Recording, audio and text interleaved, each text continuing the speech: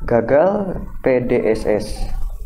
Tragedi ini seringkali terjadi setiap tahun manakala sekolah akan mendaftarkan anak-anaknya untuk seleksi PTN lewat nilai gitu ya. Jadi di sini ada siswa yang eligible yang sudah berjuang dari kelas 10 sampai kelas 12. Lalu kenapa hal ini selalu terjadi setiap tahun? Di Indonesia pola kejadian ini saya amati setiap tahun selalu ada ya. Nah, di era medsos sekarang semua lini masa sudah memberitakan ya dengan berbagai macam headline gitu ya. Headline-nya juga ada macam-macam ya.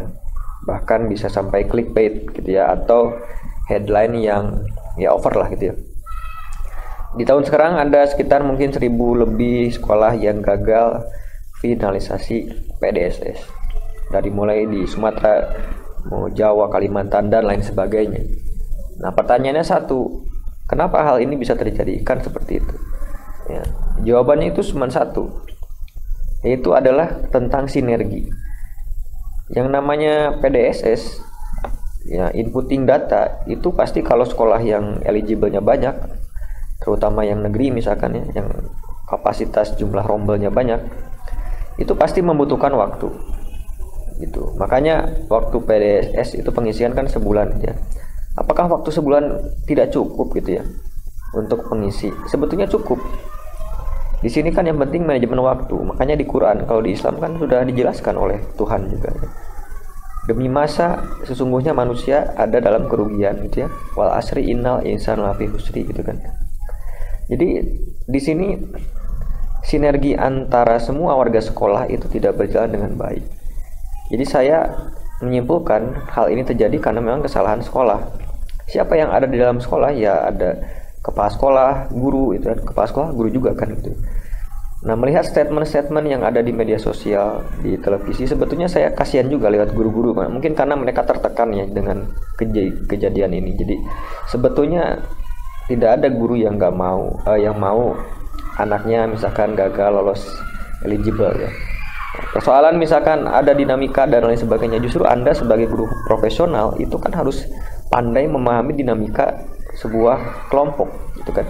Tapi ya mungkin karena tadi saya bilang karena beliau guru-guru ini tertekan ya, lahir batin ya, kita juga sangat empati gitu ya. Maka pasti akan muncul berbagai macam alasan yang tidak rasional ya. Itu lumrah manusia seperti itu. Gitu ya. Jadi memang ya itulah manusia, sifat manusia. Nah kembali lagi ke sini, jadi Bapak Ibu semua yang punya sekolah, yang sekarang memimpin sekolah, jadi guru, memang sistem dari seleksi SNMPTN, SPMB apalah itu ya, itu kan sentralistik, artinya terpusat. Komando ada di pemerintah, Kemendikbudristek mengeluarkan edaran sistemnya. Kemudian kita yang operasionalkan di bawah, sekolah-sekolah yang mengoperasionalkan lewat panduan dari pemerintah, gitu ya. Lalu kuncinya di mana? Kuncinya di adaptasi kita juga. Ya, guru-guru kan udah S1, udah PPG dalam jabatan, gitu ya, sudah mendapatkan lisensi profesional. Berarti kan sudah memenuhi kompetensi profesional, kompetensi pedagogi, kompetensi sosial, kompetensi profesional itu kan. Artinya menjadi tanda tanya kalau misalkan tidak bisa melakukan sinergi. Apa itu sinergi?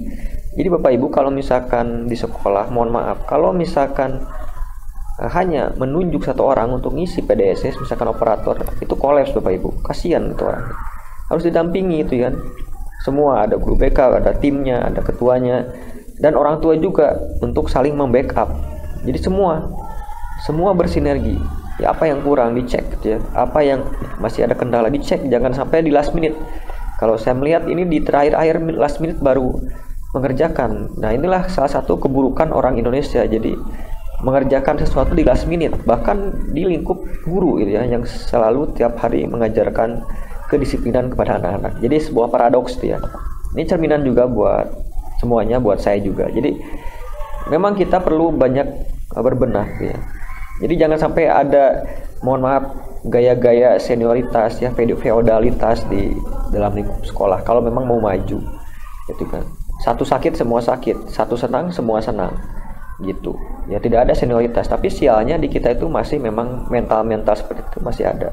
Kalau udah senior misalkan nunjuk yang junior ya, yang seniornya bilang ya dulu saya juga begitu gitu, tidak mau memutus rantai. Nanti akhirnya yang junior sekarang ketika jadi senior akan seperti itu juga ke junior yang selanjutnya. Jadi harus diputus, harus ada kerelaan untuk memutus mata rantai senioritas feodalitas itu, terutama di negeri ya, karena saya sudah sering masuk sekolah negeri.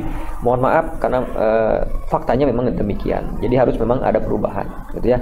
Kalau mau Indonesia maju, mau Indonesia emas, kecuali kalau tidak mau ya silakan, tidak apa-apa ya gitu. Jadi kuncinya di sinergi rekan-rekan ya, mari semuanya sinergi. Bahkan dengan anak-anak diminta untuk cross check, datang ke gurunya, ke guru BK operator berapa kali gitu ya, apakah ada yang kurang, apakah ada yang kesalahan trouble. Kalau misalkan nyalahkan server, nyalahkan cuaca, itu sudah nggak logis. Nyalahkan banjir, ya itulah manusia mungkin ya, tadi saya bilang mungkin karena shock ya, karena memang tertekan, jadinya muncullah irasionalitas alasan. Ya kita sih ya kasihan juga ya, memang ya itu harus menjadi perhatian juga buat pemerintah juga. Bagaimana supaya tidak terjadi lagi, karena memang kasihan anak juga kasihan, gurunya kasihan, ya orang tua kasihan, semuanya jadi terkena. Jadi misalkan kalau pemerintah sentralistik membangun sistem seperti ini, maka pengawasannya juga harus bagus gitu ya, berkali-kali gitu ya. Jadi waktu sebulan itu sebetulnya bisa. Pak nanti gimana dong belajar? Ya resikonya kalau Anda misalkan ketika ada 2 buah kegiatan, kemudian mana yang menjadi skala prioritas dan itu sangat urgent, maka keputusan ada di tangan Anda gitu ya. Kan di soal-soal P3K teknis, kemudian manajemen, manajerial itu selalu ada itu ya. Bagaimana ketika menghadapi 2 case yang sama-sama urgent, tapi mana pilihan prioritasnya. Jadi itu masalah di PDSS itu semua sinergi ya, bagaimana sinergi antara guru-guru dan semua stakeholder sekolah di lingkup lembaga tersebut.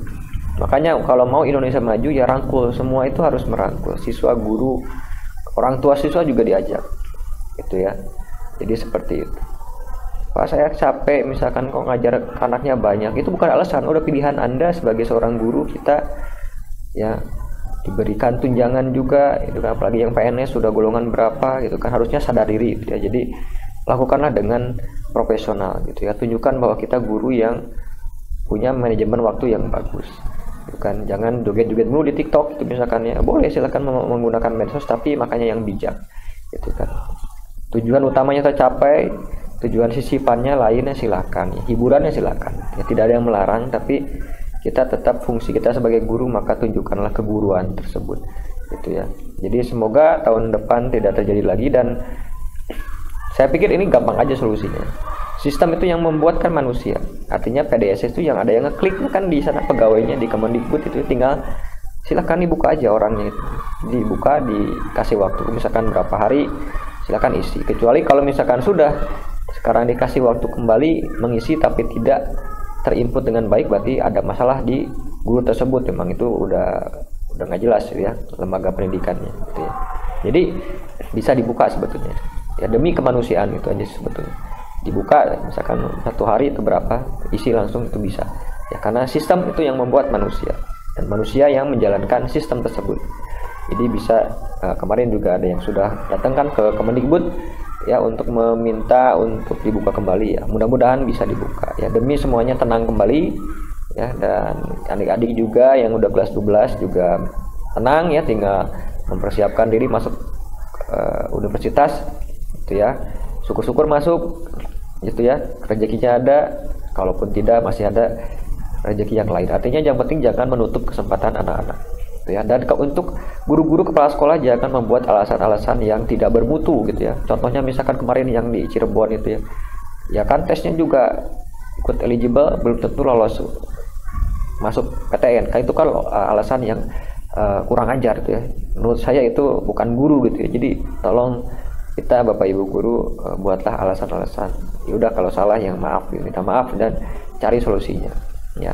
Jadi kalau mencari alasan itu salah satu tipikal watak kita buruk Indonesia ya gitu. Jadi ketika salah malah mencari alasan sana sini. Udah ya kita cari solusi aja ya, dan perbaiki Ya di masa depan jangan sampai ada yang terulang lagi. Ya jangan bekerja di last minute, ya itulah budaya kita. Jadi sering-sering bekerja di last minute gitu ya.